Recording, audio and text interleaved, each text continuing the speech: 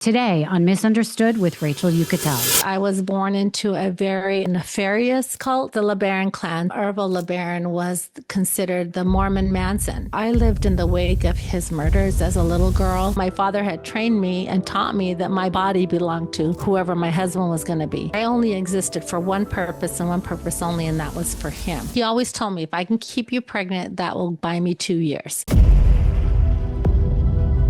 How do you know whether or not you want to escape the marriage or escape the cult? No one's ever left the cult and got away. And if someone did leave, they could be in danger of the blood atonement, which is they could be murdered. I knew I was leaving, and I thought if they find out I'm leaving, it's going to be over. They'll take my life. They had me so convinced that God would kill me. I have it out with God. And I just thought, okay, Lord, if you're going to take my life, then take my life now.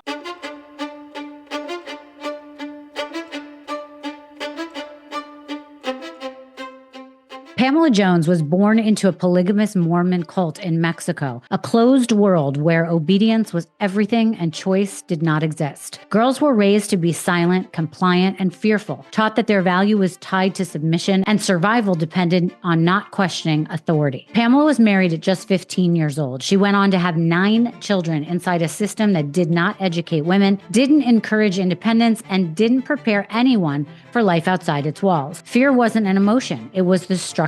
For years, she wanted to leave, but didn't know how. No money, no education, no roadmap.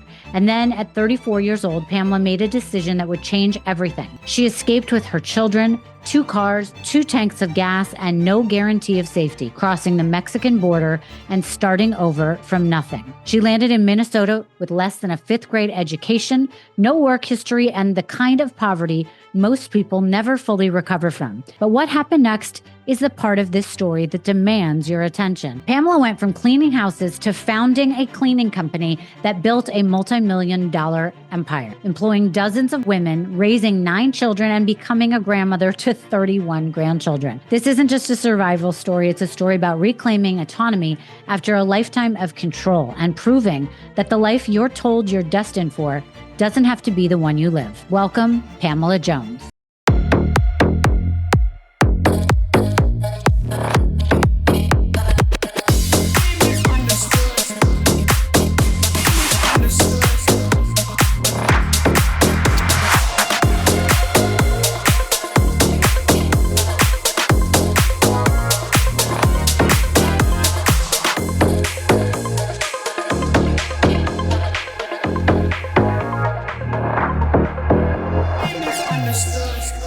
Pamela, it's so good to have you here today on Misunderstood. Thank you so much for joining us all the way from Minnesota. Thank you for having me. I've been so much looking forward to this. Me too. So in researching your story and your book, I mean, I've got to say your life is incredible. And I hope that your book gets picked up and they make a movie out of it. Has anyone been in talks with you about that yet? Yes, actually, we are in some talks with that. But Good. Everything's under wrap, and we don't want to talk too much about it until we got a signed deal of some sort. Exactly. Well, and just for the sake of not taking things out of the universe, like you just don't ever want to talk about it until it's real. Because in that world, so many things are just talk until you sign on the dotted line. But I hope for you and for listeners and viewers out there that it is made into some sort of documentary, TV show, movie, whatever it is, because it's so incredible and unbelievable that you deserve the platform to share about it. So thank you. I do wish you all the best in that. Before we get into your book, and which is essentially your memoir, it's out now, by the way. It's called The Dirt Beneath the Door. I want to give people that don't know about the book, don't know about your story. I want to start at the beginning.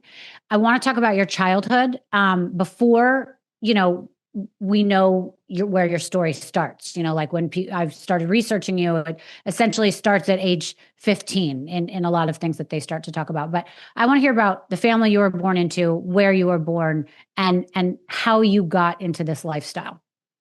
Well, I was born into the lifestyle. My mother was married to a polygamous man. She was his 3rd wife. And I was my father's 11th child out of 57 biological children. What is that like? It's crazy. Yeah, it's crazy. When you're little, you don't know anything different. So it felt normal to me, of course. And I don't remember ever thinking that it wasn't until obviously I got older. But yeah, there was just a lot of sisters. My family was always moving around because of different choices that they made and the way the religion was. So lots of times I spent a lot of time with my half siblings. Like there'd be a big, huge bed out in the garage, and there'd be several of us sisters all snuggled up on the bed. So I felt like I had a lot of fun with a lot of different family members. Okay. So, But how does it work? Is it like what we see in the TV show Sister Wives? Is it like there's a husband, he moves from house to house, then each wife has their kids in one house? Like how is it all organized? Well, ideally, it should go that way, but it was never that way for me. Okay. I always tell a lot of people that are now interested in my story that if it would have been anything like The Sister Wives or any of the shows I've seen on TV, it would have been a dream come true. It's almost like someone watching, what is that show Julia Roberts is in, Pretty Woman. And then they depicting that story is the life of a hooker. Mm-hmm. And that's kind of how I compare the story of Sister Wives or any other story out there. It's nothing like that at all. Wow. Wow.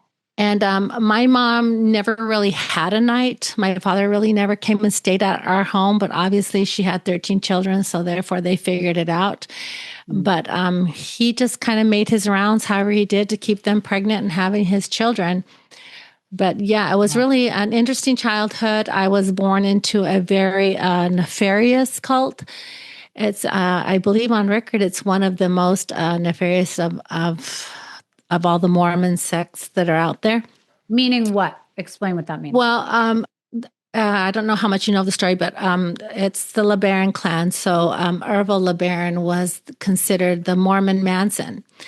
And he became a very murderous man. And he started and implemented a ritual that was called the Blood Atonement, where they would murder members of the church to atone for their sins. And that was the teachings that evidently Joseph Smith got some kind of revelation way back in the day.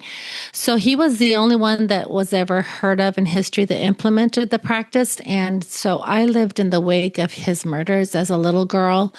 Though I never met the man, but he ended up getting excommunicated from the church because there was some big fight going on amongst the brothers. Okay. So there's 5 brothers that moved into Mexico back in 1940 some odd. I don't know the exact date. And they started this church. And my father got converted, and then he married into the church as well. And then I was born into it. So it wasn't something I chose to live. It was just something that I was born into.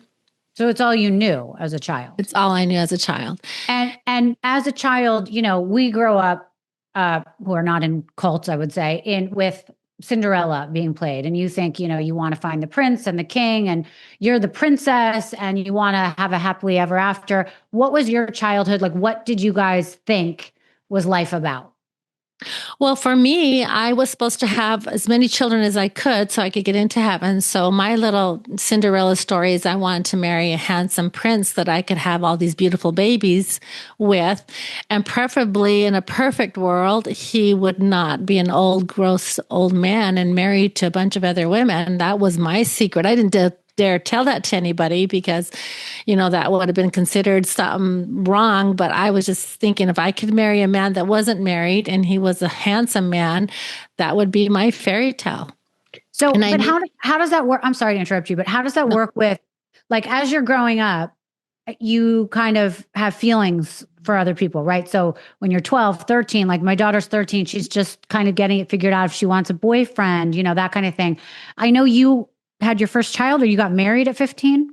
Yeah, I got married at 15, but the way the cult worked is once you become a young lady. So once I started sprouting boobies and, developing, then I started being marketable. So my father started marketing me in a certain way, whereas he would prance me around. And then a lot of the men in the cult would come around, bring my father gifts. He'd get clout in the church.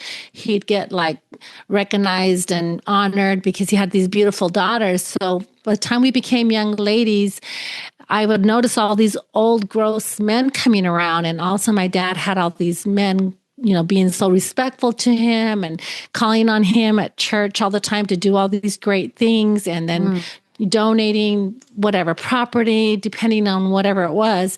So as a little girl, like you're asking at the age 12, 13, I mean, that's kind of how it started. And then we had moved into Mexico.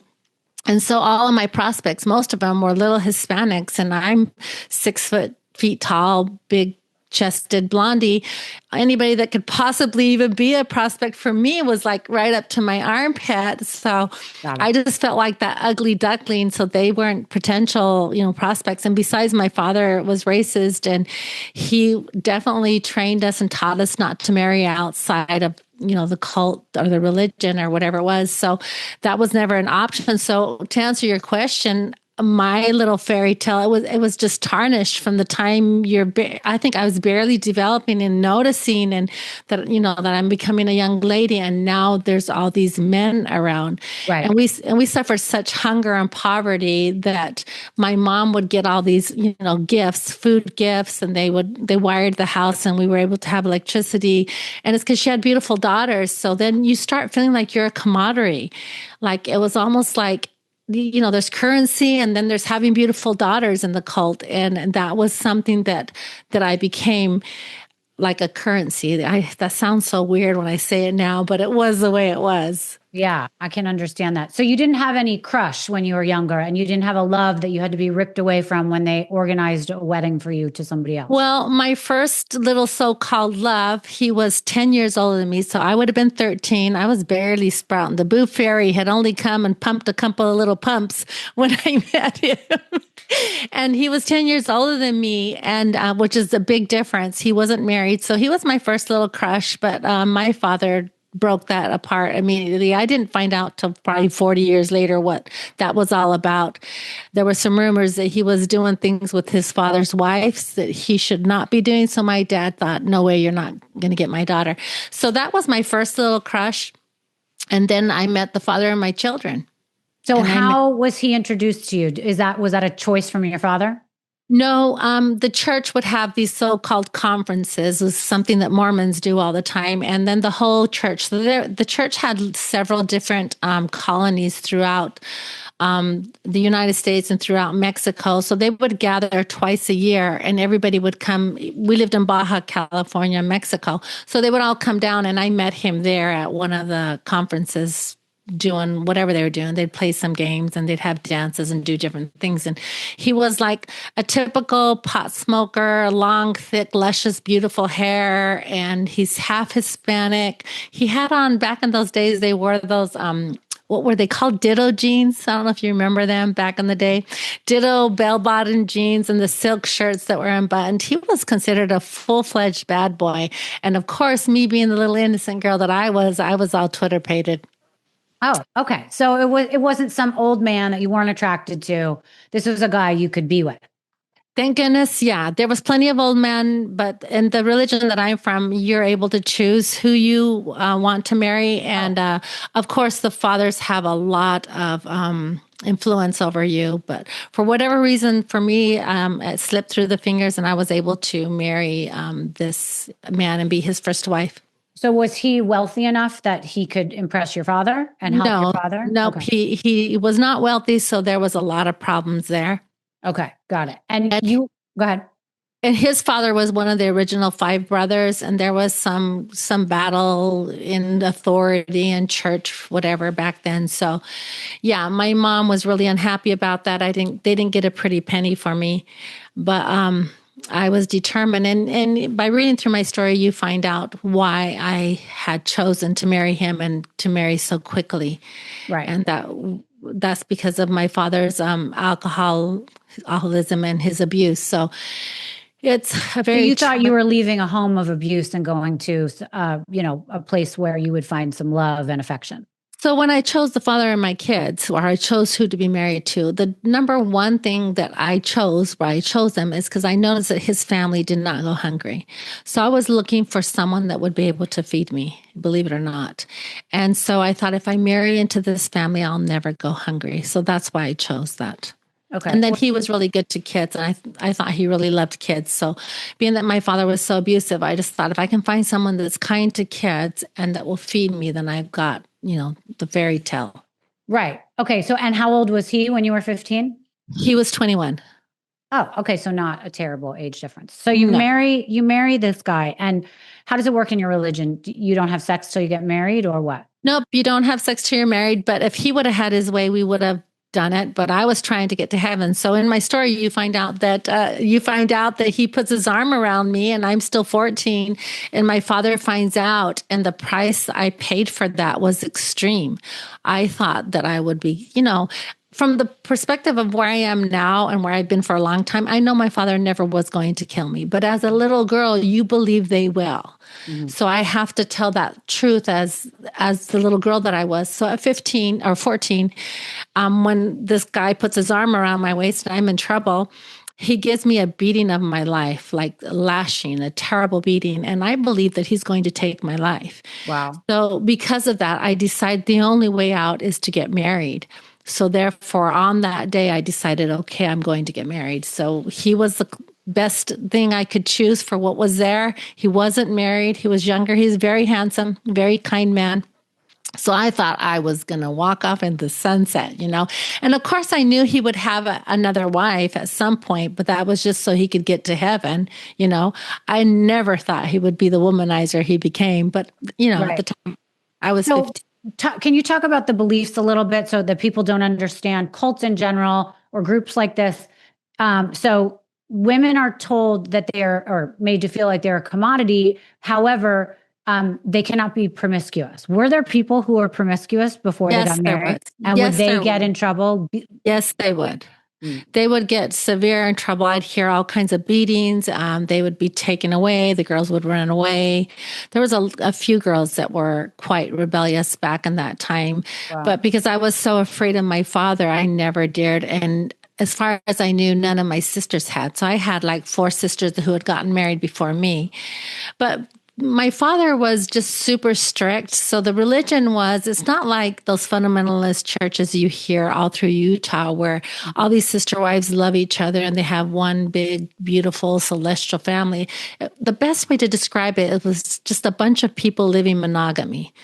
And this man just had all these individual marriages, Wow. Where they kind of try to keep everything straight. They'd pin the women against each other. My father never truly provided or supported my mother. My mother had 2 jobs and she was on welfare and she provided for the kids. So the religion itself is kind of different than the way my father chose to live it. The religion itself is a man's to get married and then they're to practice the law of Sarah. So his wives find him new wives and support him and they become this one celestial, beautiful family, have all these children and they go to heaven. But that is not how my father lived it. And being that we lived in the time of the Mormon Manson, which his name is Ervil LeBaron, there was so much secrecy and so much fear and hiding and murder. So to add that to the equation, my father's an alcoholic. I'm a little girl. I don't understand all this stuff. So I remember when I would hear people talk about the religion and I just thought no one had taken the time to ever teach me or show me why we were doing what we were doing.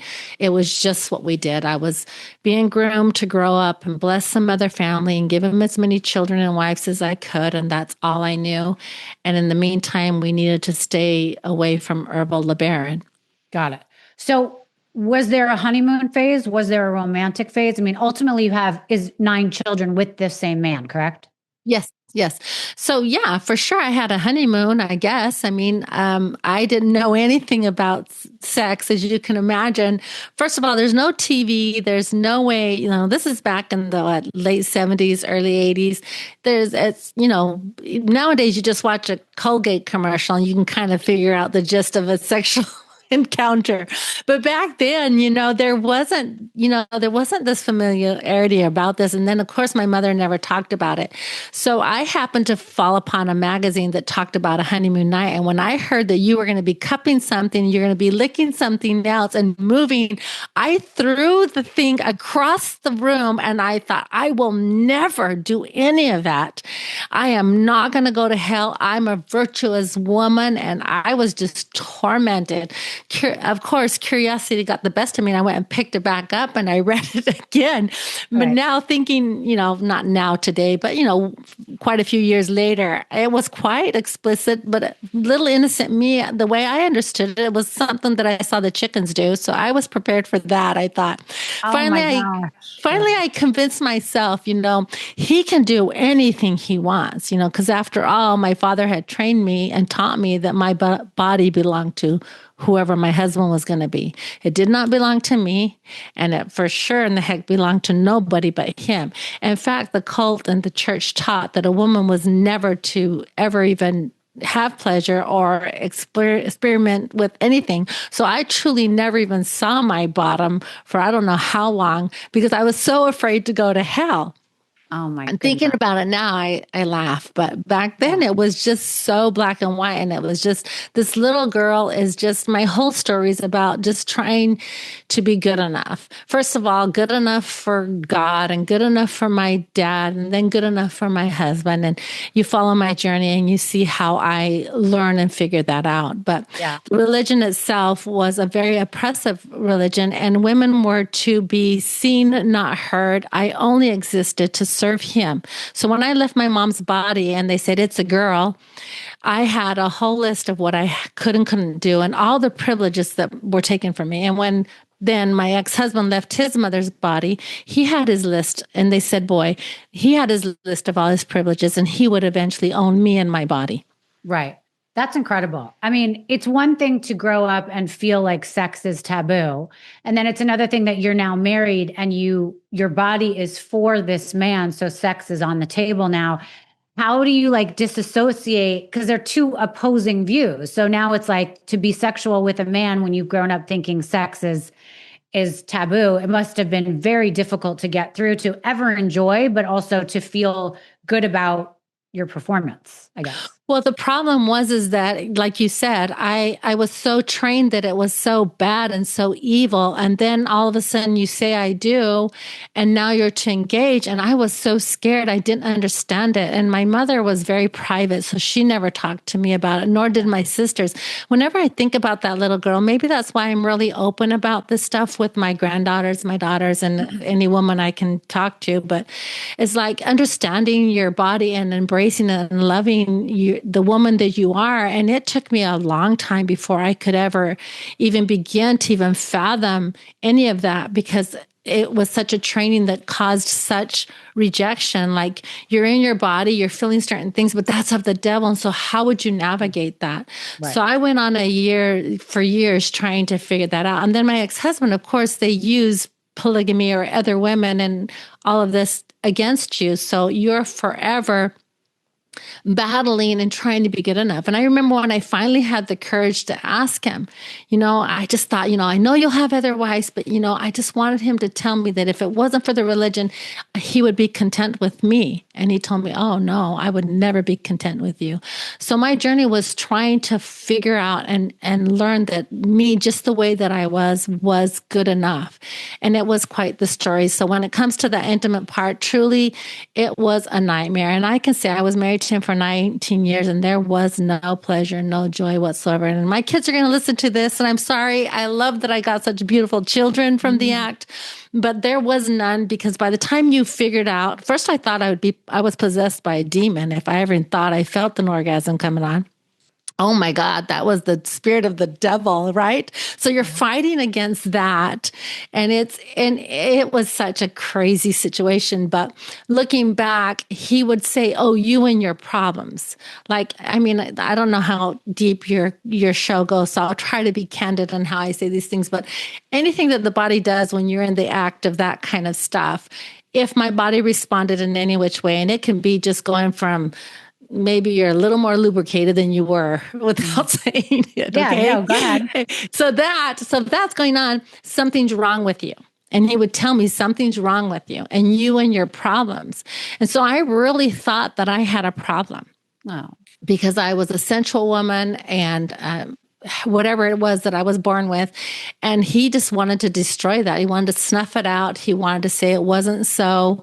And he loved me, but he didn't understand me. And I sure couldn't help him because I didn't understand myself at all either. And my father had trained me since I was very young that my body belonged to him. And I only existed for one purpose and one purpose only, and that was for him. So then you throw a bunch of other women in there, then you're sitting on the shelf. And then at that point, when I'm starting to figure things out, well, I'm too dang, what is the word? I don't want to share this girl with him. I don't. Oh, he has all. He just has all these other women, and I just felt like it was tarnishing me. So the way I protected myself is you'll never have my heart. You'll never have this body. So I kept it to myself, which I thought was genius of me because it saved me for a lot of wonderful things that were to come after my escape. But on the other hand, it showed me that I loved him. I was loyal to him, but he never had. I tell this to my children. I said, your daddy never had this girl. He had the one that made you your mom. Yeah, he had her, but he's never had this woman. And I feel like the journey to rediscovering myself and healing was amazing. I had no idea that I was on that journey when I escaped the cult. Obviously, I was escaping to survive. And I believed I would be murdered at some point because of the blood atonement and the belief of the cult. Right. Okay, wait. So I want to get into that. So you have 9 children with the father of your kids. You're married. You don't leave till you're 35, right? You finally escape at 35. But in between there, so we thought it might be a love story. You're figuring out your body. It just gets worse and worse.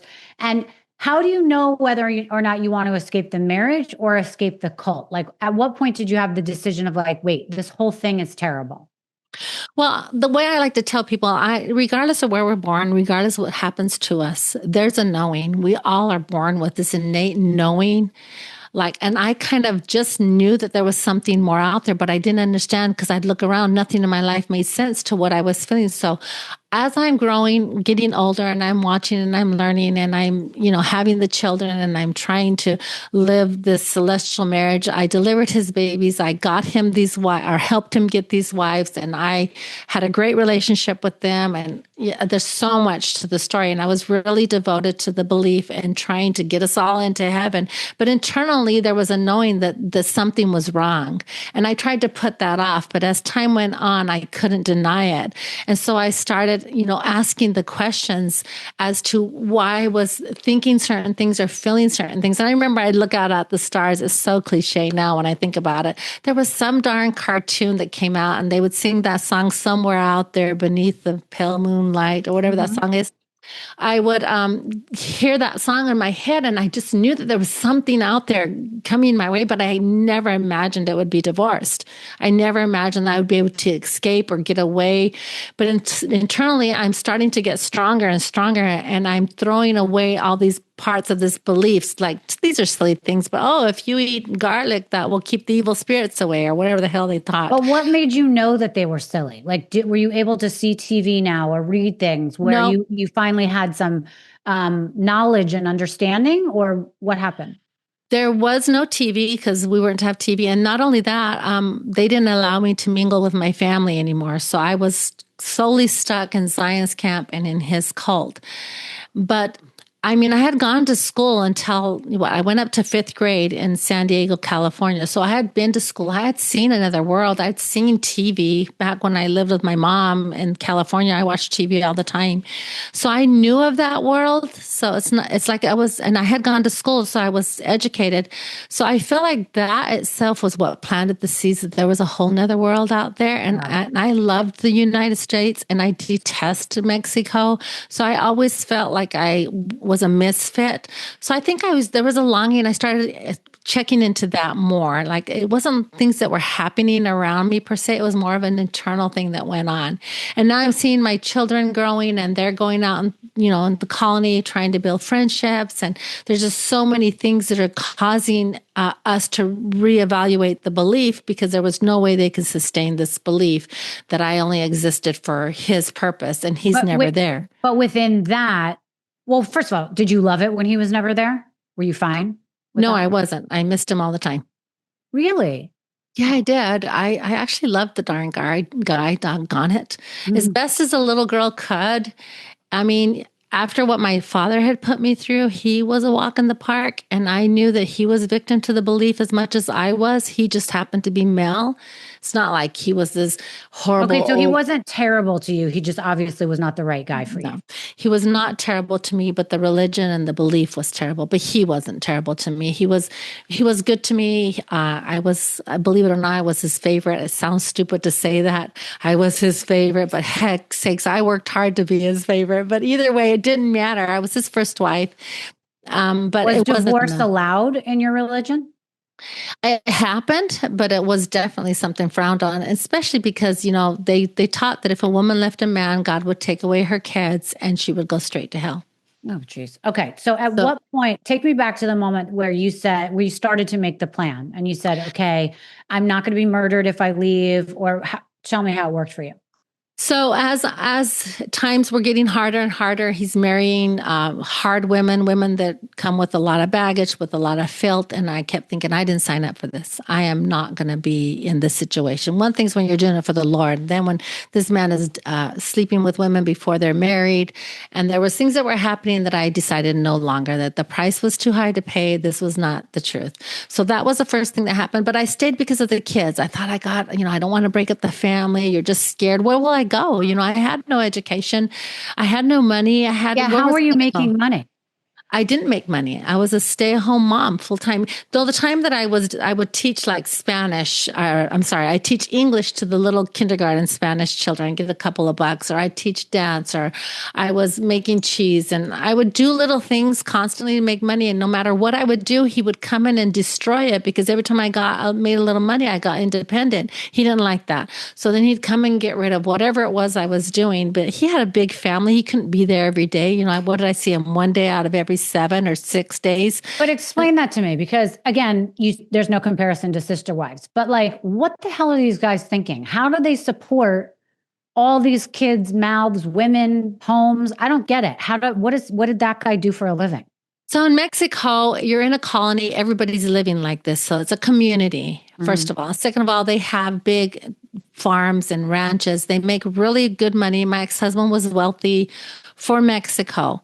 In the United States, probably apples to apples, the numbers wouldn't sound right, but for what numbers can do in Mexico, the money can do in Mexico, a lot can get done. So he was wealthy. I believe back then he'd live on like $35,000 a year, and I thought he was way wealthy back then. So this is like what, 35 years ago or whatever. So he wouldn't give you any money, but he would pay the rent or the food. And there was no rent. We owned our home. And we had gardens, we had goats, we had whatever with gardens. He went grocery shopping for the few things we didn't have. They didn't believe in doctors, so everything was natural, garlic enema, mud packs, whatever the hell. Did you have your children not in a hospital? I had 9 children. My first child was placenta previa, emergency C-section. So I was 16. I was rushed into the hospital and had him. And then my fourth child was born in the hospital. The rest were born at home. With no drugs? No, heaven's sakes, no. So they were born at home, and he became a midwife himself. And then I became a midwife because my father was a midwife. So I delivered a lot of his children. And that was just the belief of the cult. Like everybody was like all organic and healthy. And they had like the storehouse, and they had, all these different ways that everybody blessed everybody. And they made good money. And actually, if you ever were to go down there now, they're multimillionaires, like below your mind, the wealth that's in that town. It's like nothing you've ever seen. So people are still in this cult there in Mexico. Oh, yes, thousands. What if I told you that the idea that you only get parasites when you travel to some exotic country is flat wrong? Millions of Americans carry parasites right now, often without symptoms. For example, it's estimated that millions in the United States have been exposed to Toxocara, a parasitic worm, yet most never even know it. Parasites do not need a plane ticket. They can enter through tap water, sushi, undercooked foods, or contaminated produce. Some strains live in all stages: eggs, larvae, adults, hidden in your gut, releasing toxins that sabotage your energy and digestion. That's why I'm excited about Parify, Kim Rogers' 30-day full spectrum parasite cleanse. The kit works by clearing parasites, worms, candida, and heavy metals, targeting parasites in all life stages, supporting gut health, detox pathways, and toxin removal. It's taken orally daily for 30 days with precise dosing. I'm actually doing it myself right now. I started with the lymph cleanse, then I'm doing the Parify. Want to dive deep? I did a full interview with Kim Rogers, the worm queen herself, where we expose all the myths, understand the facts, and show how to protect your body. Listen to that episode if you haven't already. Meanwhile, go to rogershood.com and use the code Rachel to get 10% off of your order. That's RACHEL for 10% off. Give it a try. Maybe your body's missing link is hiding inside. Let's do this together. Again, it's rogershood.com, ROGERSHOOD.com, and use the code Rachel for 10% off.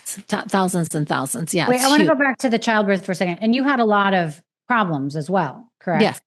Did you have 8 miscarriages? Did I read that? Yes, I did have. I was pregnant a total of 17 times and I'd had 7 miscarriages. And then my oldest daughter, which is my 3rd child, I was 20, well, just shy of 20 when I gave birth to her, and she was a twin. So during giving birth to her, the other parts, it was just the placenta and the bag, whatever was left from the other pregnancy. So it wasn't a miscarriage, but definitely there was something going on there. But they didn't believe in doctors, and I was always left alone. And you're out in this third world country without houses. And I mean, I'm surprised we got through it as well as we did. They didn't believe in doctors. So, if the kids broke their arm or whatever, they do the typical move my fingers, how many fingers, blah, blah, blah. Oh, you're fine, you're fine. It was constantly, and the belief, and it's in my book, I talk about the belief was that, if God decreed you to get hurt, you would. And so they put everything on God. So if anybody died or got hurt or anything, it was God's will. And there's a lot of death in that group, a lot of death. And so you can imagine there's horror stories about people getting electrocuted and drowning and building a sand castle these kids are, and it caves in, just all kinds of things that you wouldn't think that would happen, but it's because they're superior than any other human on earth. And if God wants them to live, then he'll protect them. And they have 9-year-olds driving trucks, running over children all the time. It's just the way the cult is ran. So you don't know anything different at the time, but to answer your question, as I'm growing and getting smarter and getting, stronger and realizing that there's something more than this, then I decide that I want to leave, but I don't know how to put it together, right? I'm so oppressed and I have no support. No one's ever left the cult and got away. And that's what I was going to ask. So no one before you had never heard of this happening where it worked? No. And if someone did leave, the threat was that they could be in danger of the blood atonement, which is they could be murdered. Right.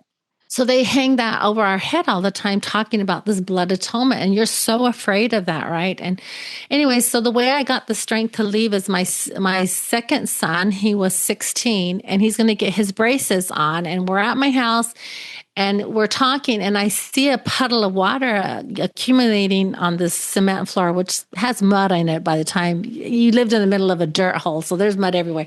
Anyways, and I see like this puddle and I realize he's crying. So I get real close to him and I put him in my arms and I say, son, it's going to be okay. They'll numb your mouth. You won't feel it when they pull your teeth, whatever I'm telling about these braces. And he says, no, mom, it's you. I can't handle seeing you this anymore and seeing you this way anymore. And when he said that, then something internally changed in me. And all of a sudden I realized by staying that my children were suffering. And that if I stayed, my 5 beautiful daughters would be just like him. Just like me. And my 4 sons would be just like him. And that was a price I was not willing to pay. And that's when I finally had the strength to leave. And it took my children to actually wake me up to that. Because when it came to me, I would suffer anything for the kids. Yeah. And I kept thinking, you just have to suffer. You just have to go through this. Well, what do you think they saw in you? Like, were you sitting around crying all day? I mean, it sounds like you're the strongest fucking woman that I know. I mean, that's incredible. These stories you're telling me just for giving birth to all these children and all these things that could have gone wrong and did go wrong, and doing it a lot by yourself and birthing other people. I'm quite frankly shocked you didn't become a midwife on the outside and that's what you do for a living, or go become a doctor. Like, that's incredible.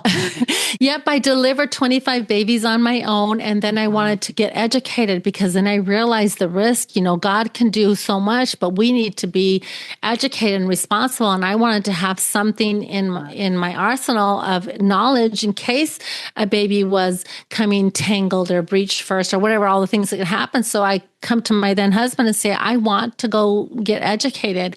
And he absolutely said, there's no way. And so inside I thought, then I won't deliver babies because I'm not going to deliver a child without this full knowledge and experience and have a baby die. And then I have to live with that guilt. I'm not willing to do it. So I stopped delivering babies.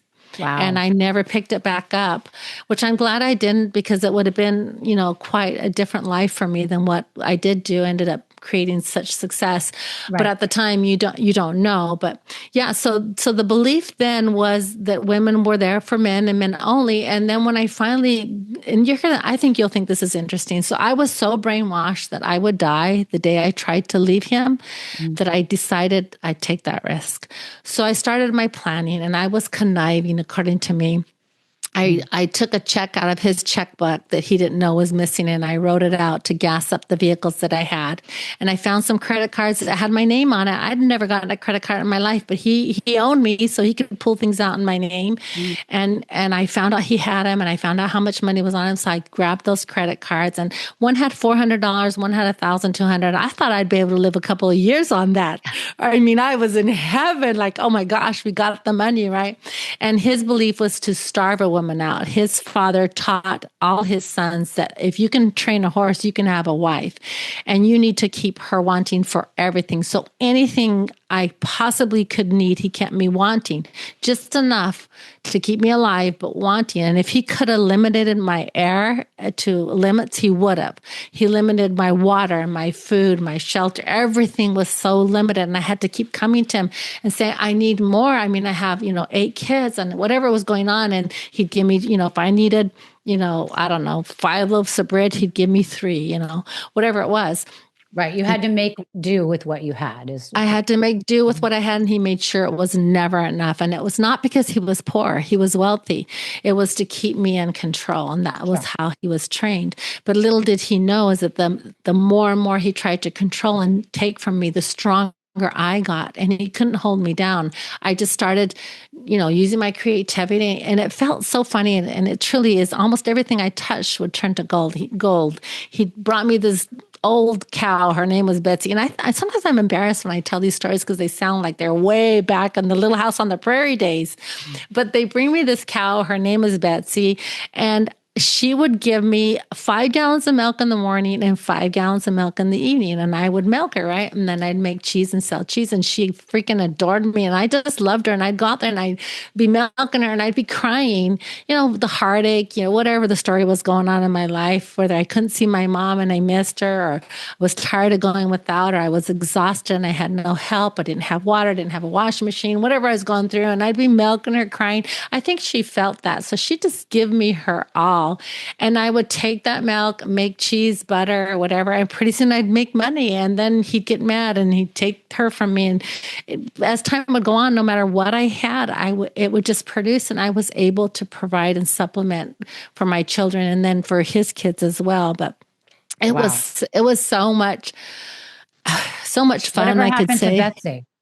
So, of course, like I said, he took her from me because she was so great, and he gave him to his brother. And that would happen all the time. You'd wake up one day and all of a sudden your house wasn't yours. He had traded it to one of his brothers for something else. That's how I ended up in the sheep pen, is he traded our home for something and they gave him a sheep pen, and that became my first home after that. But anyways, so he took her from me and she died 3 days later. And I just honestly believe she died of a broken heart. I believe she missed me. I really do. But anyways, some people get puppies, some get cats. I guess I had a cow, but Very cool. Very cool. Sorry. I mean, sorry to hear how she died. That's terrible. It's 40 years ago. Yeah, but still, I mean, I still think about my dogs from when I'm younger, and it breaks my heart to this day. Okay, so I want to talk about that moment of telling the kids, leaving the house, going across the border. How did that happen?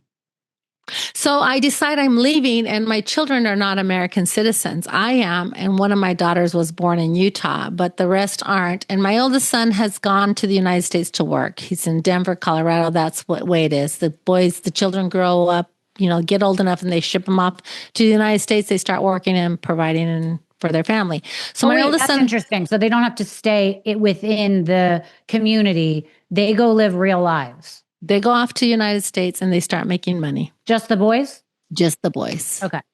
So my son had left home, and he's like, I think he's 17, going to be 18. So he left home already, and I'm brokenhearted to lose my boy. Anyway, so I decide to leave, and I start my planning. So this is so cute. So I realized his technique is to keep me pregnant. If he can keep me pregnant, he always told me, if I can keep you pregnant, that will buy me 2 years. You got to be pregnant for 9 months, and then you're breastfeeding, you have a new baby. And before you start thinking for yourself and wanting, you're stronger and you become difficult, you're pregnant again. So he'd carry around this little notebook in his pocket where he would keep in code, according to him, all of his wife's menstrual cycles, and there was codes and there was dates. Like he knew when everybody was ovulating, when everything was going on. Goodness. So I felt like, okay, if I'm going to get away, I need to make sure I don't get pregnant. And he was not going to allow me to go on any kind of rhythm or even abstinence. He wouldn't allow it. He had to keep his wife pregnant. So I got the courage and bought some spermicide. I think it's so funny when I think about it now. But I got rebellious, and I was out in the United States doing something. And I talked to a girlfriend, and she told me about some kind of suppository that's a spermicide. And I went and bought like 7 boxes of it. When I think about it now, how much sex did I think I was going to have? But anyways... I just wanted to be prepared, according to me, right? God. And he never found this in your home or anything? No. So I brought it home. He would have never expected that I would have done something like that, ever. Yeah. So normally, would it take a long time for you to get pregnant, or he just has to have sex with you once and you would get pregnant? I get pregnant so easy. I never knew how he figured it out. Later, I put it together. He had this book. He charted it all. Got it. He could keep it so straight. So some people ask, like, how do you have sex with this many women and have all these babies and figure it out? Well, they were keeping it all charted, and he would save himself for the ones that needed to get pregnant, if that makes sense. Oh my gosh. So he didn't do the full. It's not full Monty. It's full whatever it's called. Yeah. He wouldn't complete his act on every wife. He saved himself. Oh my gosh. He saved his seed for the woman that had to get pregnant. Okay. So that's how he was able to figure it out. Some people think, they're just having all the sex. No, they weren't really. They were keeping track of all these women's cycles. And back then they didn't have an app, where you could just punch this stuff in there. He had to do it in a way that he could keep track. And I remember mine was like a weird looking kind of starish thing. That was my cycle. I could see it through there. He wasn't that clever. It'd be an R, which is my nickname, Rena.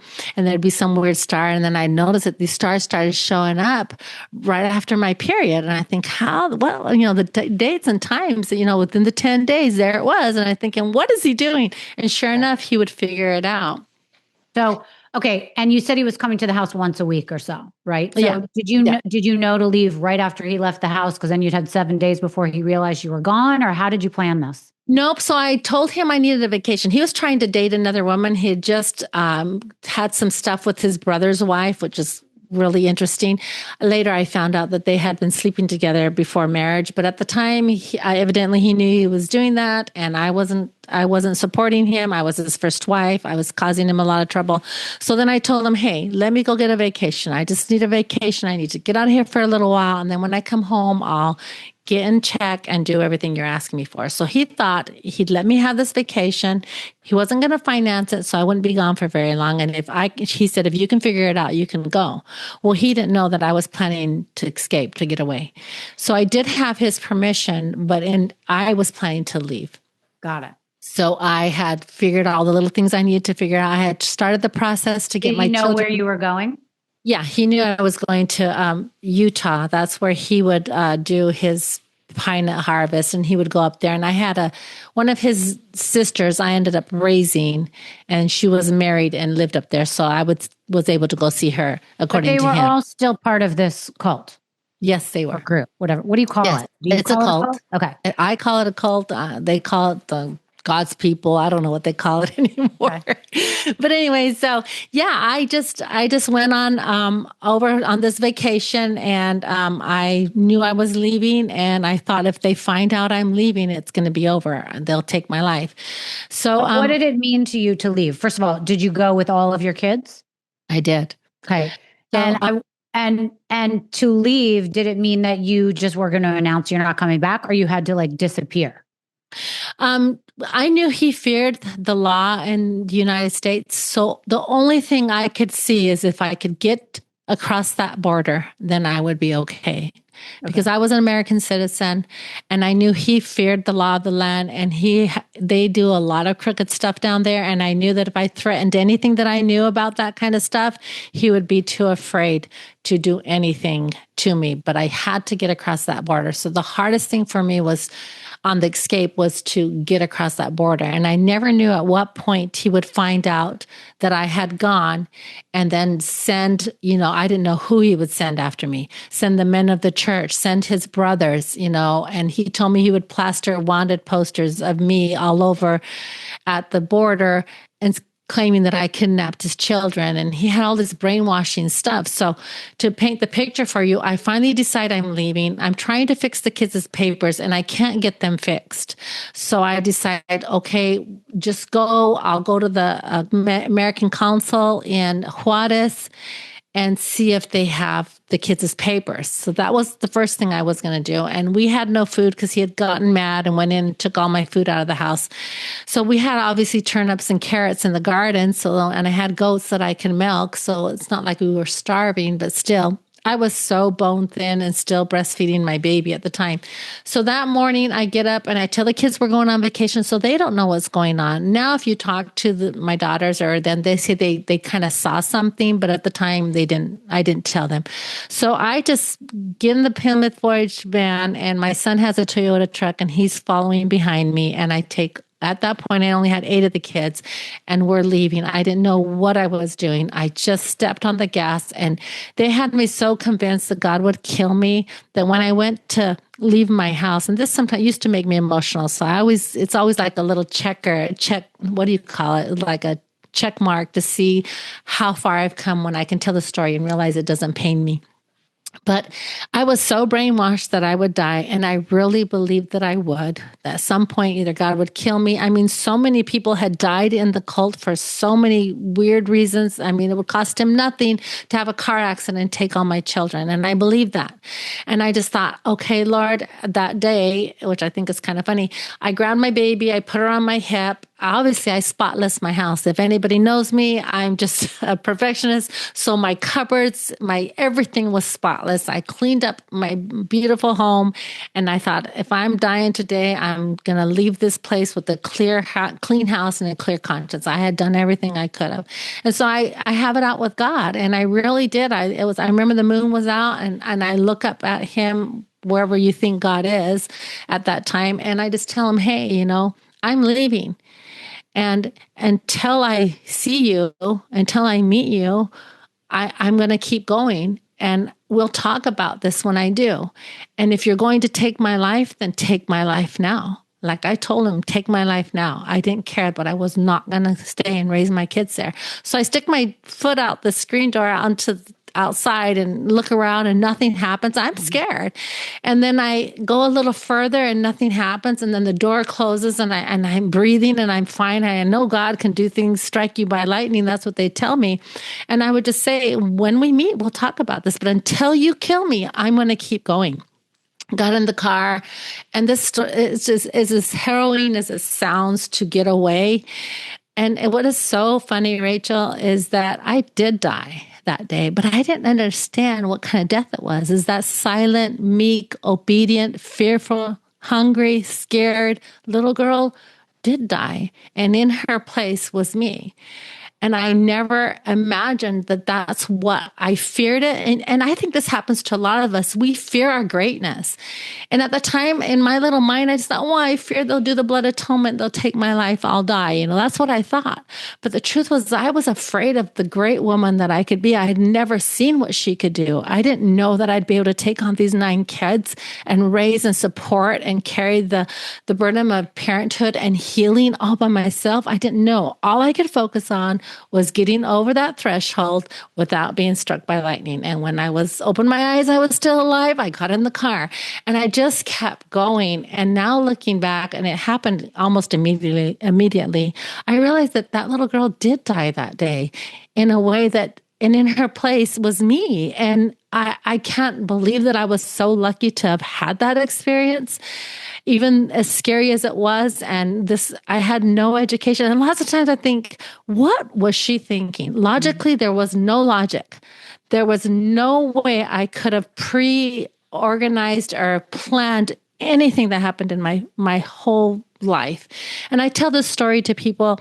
When I was in the cult, they would take away everything they could from you, but from me, I'll say, but they never could mess with my imagination. And I could imagine anything I wanted. I could imagine I was the princess of so-and-so or whatever little girls think, or as I got older, all the things that I could imagine. And I had a great imagination. And in my wildest imagination, Rachel, I never could have imagined the life that I live.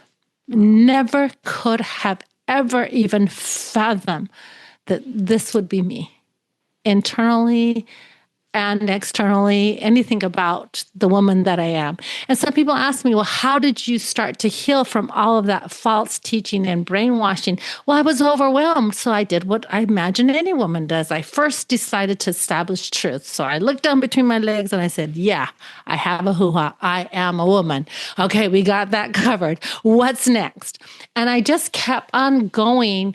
And anything that didn't align with who I was as a woman, like, this doesn't feel good, or I'm not going to eat burnt toast because my hair is not going to grow, or I hate the smell of garlic. We're not, whatever these little things. And then it would get into bigger beliefs and teachings, and my body belongs to, a man. And then I would think, okay, why do I have all these desires? Why do I have a heart? Why do I have passion? Why do I dream? Why do I do all the things that I do if it all belongs to a man? And then I started putting it together. So what really helped me to undo all the doing that I had been through was looking and learning about who I was and what aligned with that. And I still do that to this day. Right. So at what point did you know that you were out, that it was over? Like, did he contact you? Was he able to find you? Did he send people after you? Or did you never hear from him again? So, nope, I got across the border. I went into the United States. And then, of course, he found a way to get a hold of me. And he thought I was just on a little vacation. So up until Easter Sunday, that I was at a park with family members that were there in Utah. And his brother was there, and he got a phone call. So he brought me the phone over. And he says, David wants to talk to you. So I got on the phone. I told him it was over. And then he just told me, don't do anything, stupid. I'll be there in a few weeks, whatever. And I said, nope, it's over. I'm done. So according to the belief, you have to go 6 months which is so silly. But anyways, you have to go 6 months without thinking of another man or dating another man. And your husband's supposed to win you back. So he had 6 months to win me back. And he never did. Got it. He never did because you never let him, or he never did because he never. He couldn't convince me. He never realized how smart I was. I don't think he had any idea who I was. And I remember one of his techniques was he's going to build me this new house, and he was going to take me on this honeymoon and all the stuff he's telling me. And I'm smiling. And I said, I was married to you for 19 years. I earned that. And you never gave it to me. You're sure not going to give it to me now. And I don't want it. And he never tried to grab the kids and go, were you living at his sister's house at this time? I ended up renting my own place. I was in Utah for 3 weeks and rented my own place and started cleaning houses, and my son started working. So I had my my own place. And he was just so naive. He never in a million years thought, he didn't know who I was or what I was capable of. He had no idea. He just thought that I was spiritual and he would convince me. But I remember one day he just told me this big old story about how, I mistreated you, and he was trying to get me to come back. And I told him, look, your sister-in-law ended up with my husband because he'd married his sister-in-law. And I said, and your cousin ended up with my husband. And I said, and that's great. And I said, but in the process, I found me and I ended up with me. So I win. And I just thought it's not for negotiation or discussion or nothing. I couldn't. I found myself and I would never go back. And I think it shocked the heck out of him. Right. And then how does that work in the future? Like, was he able to see his kids? Did he bring them back to Mexico? Like, how did that work? He could have seen the kids anytime he wanted to, but he didn't know how to see the kids. The only way he knew how to see the kids is if he had something to do with me. And if he wasn't having something to do with me, he had no use for the kids. He had, I don't know, at the time, he had probably 25 kids. I don't know how many for sure. I could do the math. So it's not like he wanted to grab them all and bring them back because who was going to take care of them and all. If he wouldn't, who was going to take care of them? None of his wives wanted him, and they sure in the hell didn't want me back. They were glad to get rid of me. They'd have, a little more time for themselves. And of course, I was his favorite. Right. I'm just kidding you. But do you think that other people watching you disappear, leave, make it out alive with 9 others, did other women or people start to leave the cult? That's exactly what happened. So after I was gone for probably 9 months or so, and then obviously starting my business, and women especially, realizing that it wasn't true, that God did not strike me with lightning, or I was able to start making my own money, provide for my family, women started leaving right and left. And I would get phone calls all the time. And I've helped several women start businesses since they've come to the United States, and I feel like I set a pretty good example because I ended up living through it, and not only living, but thriving. And so all this, I like to tell the story that my husband told me, the husband that I'm with now. He would talk about this horse that he had, and that he would bring it into the corral, and he'd put up this rope, and then the horse would stay in its pen. And as time would go on, he would take the rope off, and the horse wouldn't even know. He'd take it to the pen. The horse never left. It was so used to that rope. And that's kind of how I feel the cult was, is that there was this invisible rope. But when someone like me broke through and said, you can get through, and there really is nothing that's going to stop you. There's no invisible block or whatever it is. You can do that. And I think once I went and showed that, then women left, right and left. In fact, every single one of his brothers have gotten divorced. Most of them have lost all their wives after I left. So you ultimately ended up in Minnesota. Why Minnesota, by the way? Yes, I'm in Prior Lake. Okay, but why? Why Minnesota? So my oldest son was here in in Minnesota, and they were building homes with some families that were up here. And then my second son was leaving and coming this way. And I just thought, I don't want to be without my children. And so I just followed behind them, and it was quite the story. So I left in February of 2021 and came to Minnesota, and had a what do they call it, jackknife accident. I was pulling a U-Haul, and it was quite the story, but we made it here. And then I started my business when I was here. So did you did the cleaning service while you were in Utah though, still, right? Yep, I had a few clients in Utah, but it wasn't a business. It was just a few people that knew me, and I was doing got it. Okay, so but for time frame, I want people to realize. So you escaped in 2000, right? Correct. So you're saying you relocated to Minnesota just 5 years ago? No, February of 2001. 2001. Oh, excuse me. I thought you said 21. Okay. I'm sorry. No. No. Okay. So it's been 25 years that you have been out and living in Minnesota. I want people to hear this though. You relocated to Minnesota with no work history, essentially, no financial literacy, no formal education. You had to learn how to function independently, how to make decisions without permission, and you had to figure out what freedom even meant while having kids and providing for all of them. I mean, it's an incredible story. And when doing research about you, I highlighted this. At the time that you escaped, you had signed your name only 9 times, once on each of your children's birth certificates. I find that fascinating. I got the chills. Like I tell the story when a woman's expecting, how do we see it? Oh, if she doesn't find out the gender, she's like, oh, if I have a little girl, I'll have two daughters and one son, or whatever the story is. And she pictures the pink this and whatever she's going to do, and then the doctors and the little bag she's going to take with her when she pictures everything she's going to do to have this baby, however that plays out. When I was pregnant, on top of picturing a new boy or girl, whatever I was going to have, I would sit out in the dirt because I wasn't allowed to have a pencil or paper because women were not to be educated. My ex-husband hated the fact that I was ever curious or wanted to read. He'd say, why are you doing that? You don't need to do that. You're my wife. You just need to have kids, serve me. You don't need all that. So I would sit out in the dirt and I would practice signing my name in the sand, handwriting the way I'd remembered it from 5th grade or wherever I was taught how to handwrite. Back then they taught it. And I'd practiced Pamela Jones. And that was part of my preparation for when the child was born, because I had to sign their birth certificate. And it was such an emotional and hard thing to do because I was so scared because it was so legal and so final. And I had to sign my name on there. I mean, there's people that would just do their thumbprint and they would put an X on there. I was just a step above that. And the cult. And so when I had escaped the cult, I had only signed my name 9 times in my life, whereas now I sign my name hundreds and thousands of times. I know. It's incredible.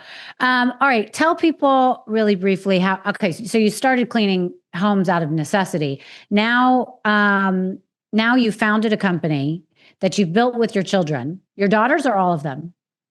So not all my daughters. One of my daughters, my oldest daughter, she works in AI, has this wonderful company that she put together. She's a little entrepreneur. She's always working, creating. She's been wonderful, quite the inspiration.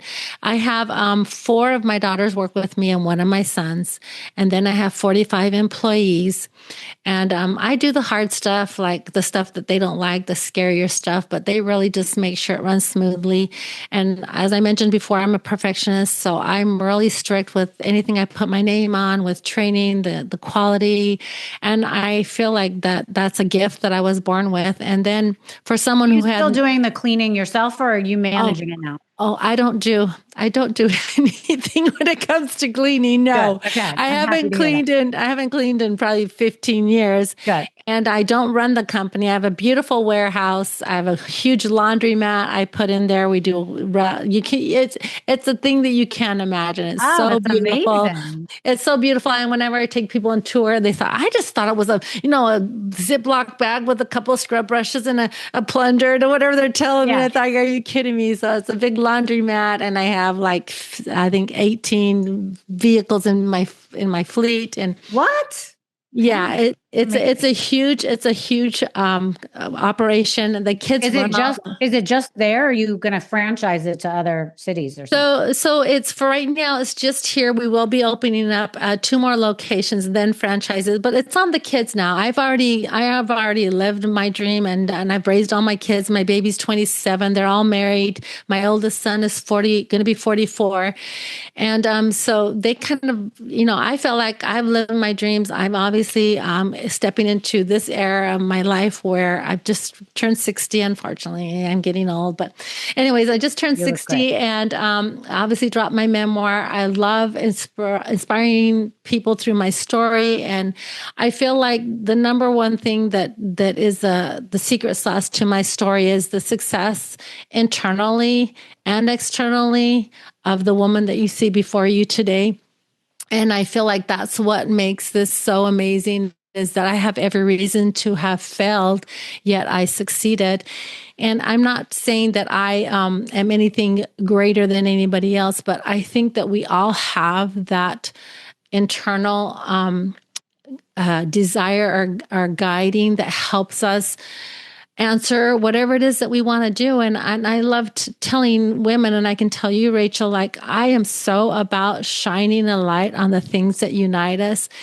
And I'm so not for anything that, I don't know if you've experienced, but I've seen it a lot where we're just so marketed to buy this, market this, get it, go to this event and buy this and brands and, the sizes that we are, our weight, whatever we do with our face, our health, our workout, our marriages. I mean, we're just so marketed to what is the norm. Yeah. And I feel like lots of times we're pinned against each other. Oh, look at your neighbor. She's 10 pounds lighter than you. She's on the newest, I don't know, the vibrating plate. Oh, I got to get me one of those. Or this one over here on her, whatever her marriage or her children are in this school or whatever's going on. And I feel like the light has always been shined on these things that we're trying to live up to or accomplish. And I feel like there's so many more things that we have in common. And I feel like if we would just shine the light on those things that we have in common, and I say join arms. My kids get after me because evidently arms sound like guns or whatever. I said, no, your arms, you join your arm with another woman and say, hey, I may have never lived your story, but I get it. Raising your kids on your own, and the fear that you have, and people say, oh, but I only have 2 kids, you have 9. And I say, look, when you are on your knees, or if you're a praying girl, or you're stressed out or worried for your child, you are a max. Do you sit there and say, well, I only have 2 kids, so I'm only going to put two children's worth of fear or worry in this little situation? I said, you're at your max, and your max and my max is the same, regardless of what's causing it. And I think that there's more about us that unite us than ever has separated us. And I am so in a time where I just think it doesn't matter. So I came from a cult or I came from whatever. I almost guarantee you, if we turned the camera around or however you do this, and you were sharing your story, there would be so many pieces of your story that I could relate to, even though I've never had anything to do with your story, obviously, or your mind, that we have in common as mothers, as women, as entrepreneurs, as, living, in the day and age that we live. And I am just so about putting those things aside and focusing on the things that we have in common. And we have so much in common. And I think we can do so much more joining together and allowing everybody to have the story. And the other day I was in a big book club doing a presentation, and one of the ladies there, I don't know what mood she was in or whatever, and she just says, well, I have nothing to say. There's nothing in that book that I have anything in common with. And leave it to me. I said, you're a woman, you're a mother. Have you ever been scared? Have you ever felt like you were misunderstood? And which is kind of cute because that's the name of your show. Yeah. Have you ever just felt like people didn't really see you for who you were? Did you ever feel like you didn't get the job that you deserved? And I started pointing out these things, and she goes, yes. And yes, I said, those things are in my story too. It's just maybe a different package, but it's still the same thing. She says, I never thought of it that way. I said, we do have a lot in common. It is true that when you share your story and you get vulnerable, that's the way to connect with people. So, so many people love to judge other people right now, especially. And, if people just shared their story and things that made them vulnerable, is how I think more people would connect, because you're right. A lot of these stories have universal themes in them. So the things that they've gone through might be completely different, but the themes are all very similar, and the feeling. So I totally appreciate what you're saying. Just a few more questions. You have 31 grandchildren right now, 9 children. It sounds like a lot of them are coupled up now and maybe married, not married. What are their thoughts on religion, and how are your kids teaching their kids? Did any of your kids want to stay in a cult? Are they completely religion free now at this time? Yes. So all my children are married. And as we mentioned, I have 31 grandchildren. And in my group of children, there was a little while we had an atheist, but not anymore. But there's all kinds of different walks in faith. And I just love, as a mom, showing up and learning about my children in a different light. And I think, how did one little girl have 9 different people? So different. But I love that because I learn a new thing about my children. And sometimes when I'm teasing, I'll say, I had 9 beautiful babies, and I blinked my eyes and I woke up with these doggone 9 strangers. Who are you? And get out of my house. Just teasing them, right? But the truth is they all, I think through my example, I don't know for sure that I'm putting words in their mouth maybe, but through my example of finding my own way, I encouraged and I set the precedents for them to do the same. And I support them in their journey as they have been figuring it out. And they definitely all are faith bound. They have their faith. I have some Jewish children. And then I have just non-denominational and people that don't even go to church, but they're all spiritual in their own way. And they're raising their families the best they can, as I believe everyone in America, most of us are doing. So they have nothing to do with the colony or their father, and that's due to their father's choice, not the kids. And they have just decided that they're going to do what works best for them. And they have big families, as you can imagine, with the numbers of how many grandchildren I have. But the one thing is that they all are entrepreneurs, which I'm just so blown away that if people would have known that this little illiterate, according to what people would say about me back in the day, was able to come to America and build this successful business and then write her memoir when I wasn't supposed to even be able to write, and tell my story and stand on stage and be vulnerable. And my children are just so proud of me. My 4 sons have not read my book. They can't handle it, the pain in my story. And I keep telling them, but I'm okay. And we know how it turns out. She says, no, Mom, it makes me so mad. I said, okay, until you're ready. But all of my daughters have, joined forces with me when it comes to all of that. And we started this little group. So we kind of do some videos. We've done I think only 10 of them, and it's called Raised by Fire. And it just showcases all the stories that the girls have to tell about being raised by this interesting mother that I was, And I don't know if you ever saw the movie, I can't remember the name of it, but it's Loretta Lynn's, and it's her life. And she's learned to play the guitar, and she's got the washing machine going, and she's kicking the washing machine, and the kid's crying, and she's playing the guitar.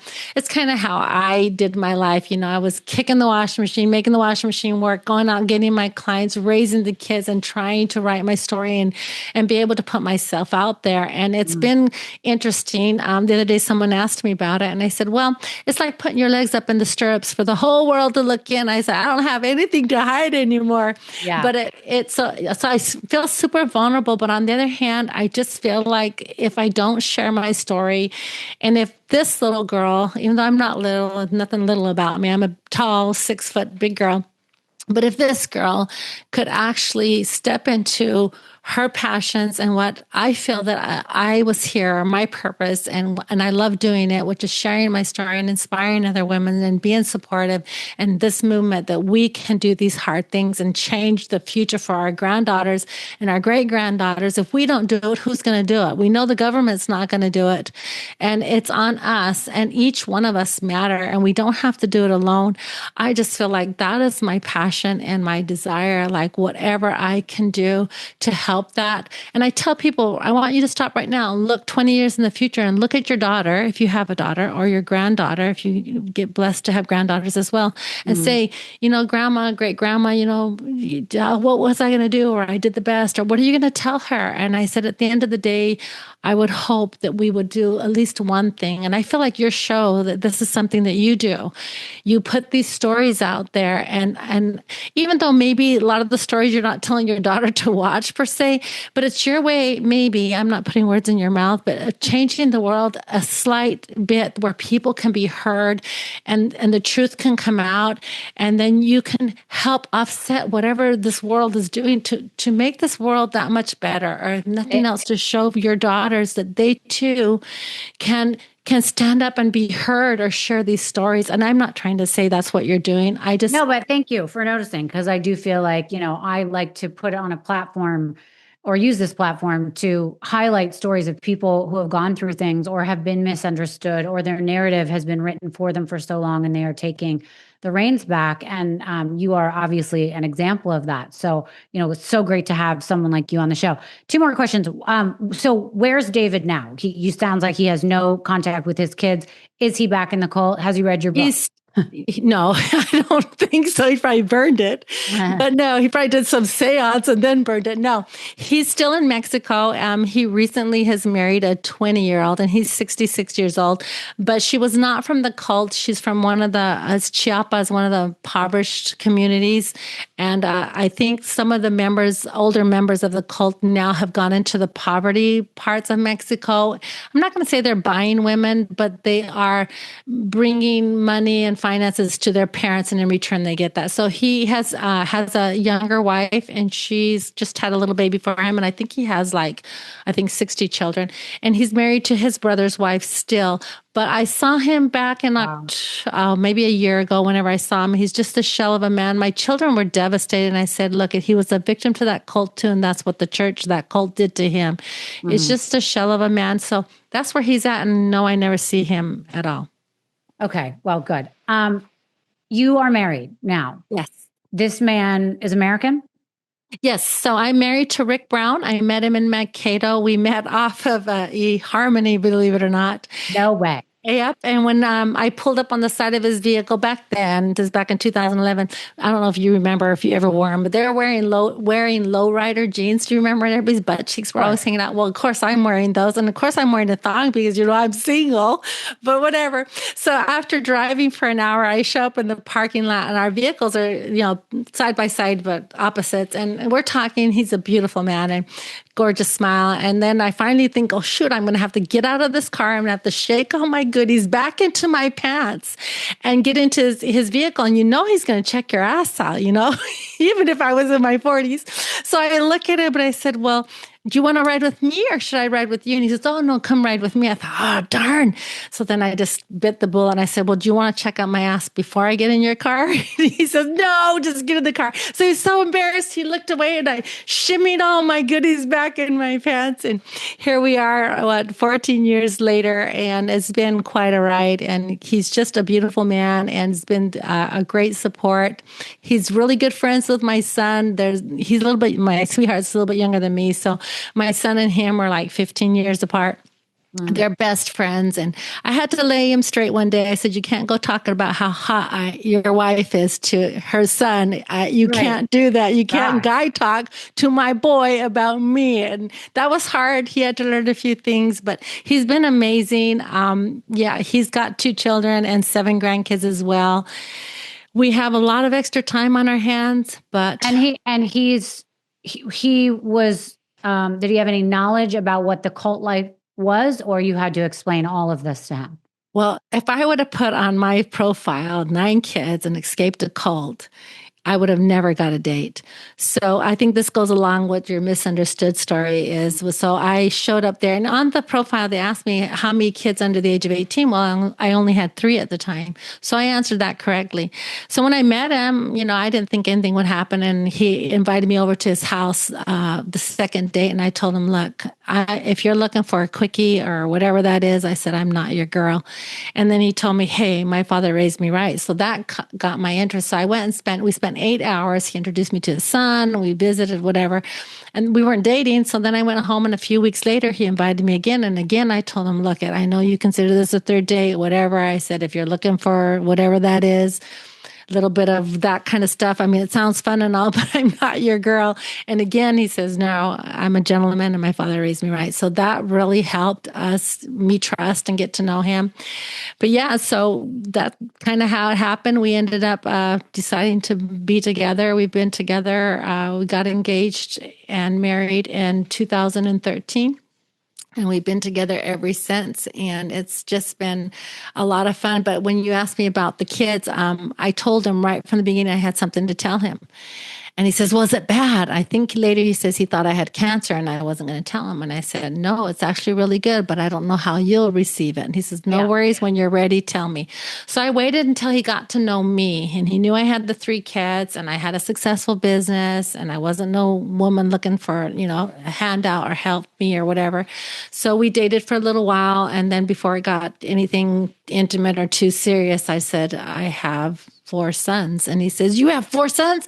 So you don't have 3? I had 2 daughters, whatever. And I said, no, I do. I have the 5 daughters too. And he says, 9? And I said, yes. And then he was quiet for a minute. Obviously, I was in his arms, and he's like, the more the merrier. He says, after meeting you, the more the merrier. And I've heard him say it, but it's just been such a blessing. He says there's people that do children, and definitely I must have been one of them, but I'm so, not saying prideful, but I'm just so excited and grateful for the opportunity to get to know myself. But on top of that, to be able to be the parent that I have been to my children. And I feel like I have so much free time. Yeah, if I go back and think about when they were teenagers, it's like the worst. I don't know if you like any of those rides, or if you do bungee jumping or anything that's so scary. That's how I think of it. Like the most scariest thing I ever did was raise my kids when they were teenagers. It was so hard trying to keep them from, having sex before marriage, which that didn't work, but at least there was no babies, and just drugs and alcohol, and then the pain from the cult. And then they were targeted because we had all left the cult. So everybody was after my kids and all these different little things. It was so much work, but now I feel like I put in the time, and obviously trying to heal myself. They ended up being outstanding members of their community, of their church. They're great parents. I hear it all the time. If I could share my little pictures with you and show you, I had my 60th birthday, and I had a few friends there, and it was just a beautiful, emotional, and even people that are close to me, they just thought, I've just never seen your this family. So I know you had these kids, but I've never seen them. And my sister Vera was there, and she says, sis, I know you have the 9 kids. I've seen your kids. I've just never seen this big, beautiful family. And we're really close. We have each other's back, but then, we have hard days, and some days someone's mad at someone borrowed something and returned it broken, or whatever happens. Well, that's all normal stuff. Yeah. So the holidays are coming up. You've got, between you and your husband, tell me if I'm getting this wrong. You have 11 kids then between the two of you. Yeah. 38 grandkids then between the two of you. So what do you do for the holidays? Do you guys just say, okay, no presents? No. So this year we're doing a little bit different. I got myself an assistant. I got smarter this year. So I got myself an assistant. So I always had an assistant who was my daughter, but now I have another one. And they do all my shopping. So what I do is all my children come to my house. They come in the morning. We have bagels, coffee, whatever. Whoever wants to come see grandma in the morning, they can. And then we start the presents. I buy gifts for all my grandchildren, but I don't buy gifts for my kids. So it's not too hard. Then they do a Christmas exchange amongst themselves. And then I make a traditional Mexican meal I feel like I try to explain this, like, can you imagine having Thanksgiving without a turkey? Even if you don't like turkey, you still cook turkey because it feels like that's kind of how it is. I make homemade flour tortillas. My husband does the cooking. He does this big old thing of hamburger and potatoes. It's huge. And then we make all kinds of salsas and lettuces and cheese and sour cream and everything you think of. And the kids just put together their own burritos. I make big pans of Spanish rice and smashed beans. Just really good food. It's the talk of the town. So I work hard, and I remind them where we've come from at least once a year. And I cook for the whole family. We all get together and I'll help. And then different ones of the teenage kids play different games and pianos, and we do a video show. And that sounds like an amazing holiday. When it's over, my house is cleaner than it was when it started. And you can imagine what kind of mom I am, but they all help out. Now my grandkids, I hear that one of my grandsons is going to be getting engaged during this holiday. So I feel like it's just getting bigger and bigger. And I know there's something to be said about being a good grandma and a loving grandma. And sometimes I just wish I had more energy because I'm really close to my grandkids and I'm one of the younger grandmas. Yeah. But at the end of the day, I do the best I can, but trying to remember it all. And I'm always on grandmother duty. I don't babysit, but I just took someone out yesterday. It was his birthday, and I'm trying to remember. And I have this list, and I'll take them off, and then they end up at the bottom, and it just never ends. Right. But at the end of the day, I asked for it, and I wanted it, and I feel like I said earlier, when your heart is full, it's full. I guarantee you, your heart right now. I don't know how many children. I think I heard you say daughter, so I know you have a daughter. I have a daughter. Yeah. Okay, so I imagine that your heart right now is at at the max capacity it can be with love. And so is mine. And it doesn't matter. So I try to tell that to everybody. It's not anything different. I'm the same. It just might be a few more pieces. Sure. Yeah, no, I totally get that. I mean, I can totally imagine what you're saying. And it seems like a lot with the numbers, but the love is there. And it just, as you get older, I sometimes call my daughter, we have 3 dogs, like one of the dogs' names, or, like it's all mixed up to me. So, last question I actually have for you. Do you talk to your parents? Are they still alive? So my father and my mother have both passed away. And I believe by the time my father, and you'll read that in my book, and I don't want to spoil it, but by the time my father had passed away, I was able to actually truly be free. And that's the biggest question I get when anybody reads my book, is that how was I able to forgive my father? And it's a beautiful story, but you'll have to read about it. But yeah, my father passed away in 2013. My mother passed away in 2010. So they got to see you free. Were they happy? Were they proud? Were they angry? Well, my mom was a victim of the cult, so she was in her own turmoil, and she lived in Cancun. And my father, I think he was happy. He didn't come around. I really didn't see him a whole lot, as you can imagine, with the large family that he had. So I really never saw them much. And it's just a different dynamic. It's more of the cult and the religion, and that's all they know. But my mom, for sure, was super proud of me. And I sometimes, it's my biggest heartache, is I just wish she was here now and she could see me, using my voice that I hated so bad. I tell people that when I first left the cult, I had to learn to use my voice, and I was so taught not to speak to strangers or Gentiles or anybody, and I was soft-spoken. So the first thing I did is drive through a drive-through and tried to order a hamburger, and it took me at least 5 times. I tell everybody it felt like 100, but 5 times to drive through a drive-through to be able to finally order my burger and use my voice, because I was so scared. And I'd get there, can I have a hamburger? And then they'd come back and say, would you like lettuce, or whatever she'd say? And I just get stern, and then I'd drive out of the line and think, not today, Miss Jones, not today. And then I'd come back again. And when I was little, I'd heard the song, to all beef patties, special sauce, lettuce, cheese, pickles, onions on a sesame seed bun.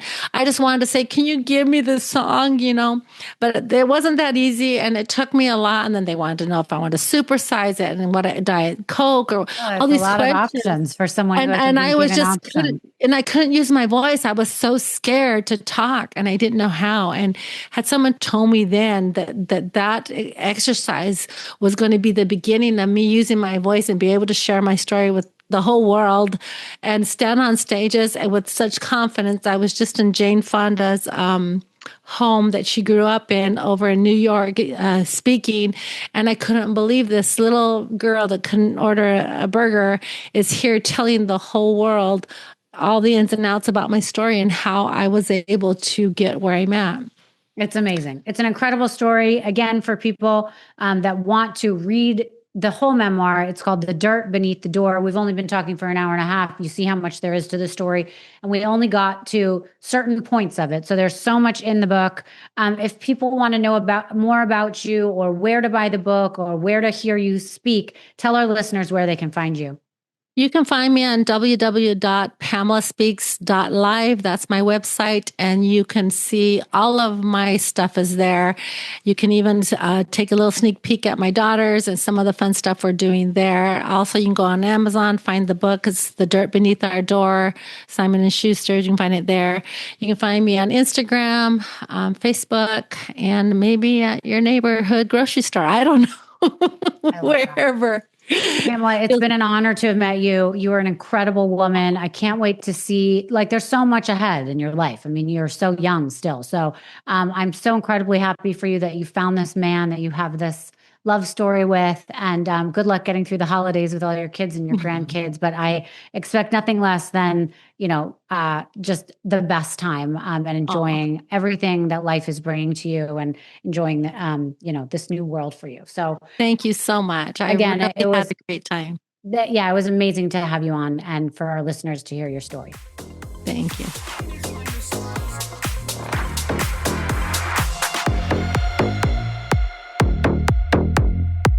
Thank you so much for listening to Misunderstood. I'm your host, Rachel Yucatel. Please be sure to subscribe to the show and give us a 5-star rating and review. You can support the show by joining our Patreon at patreon.com/misunderstood with Rachel Yucatel. Do you have ideas for the show or want to reach out? Email us at info misunderstoodpodcast@gmail.com. That's spelled MISS understood. Thank you so much, and I'll see you next time.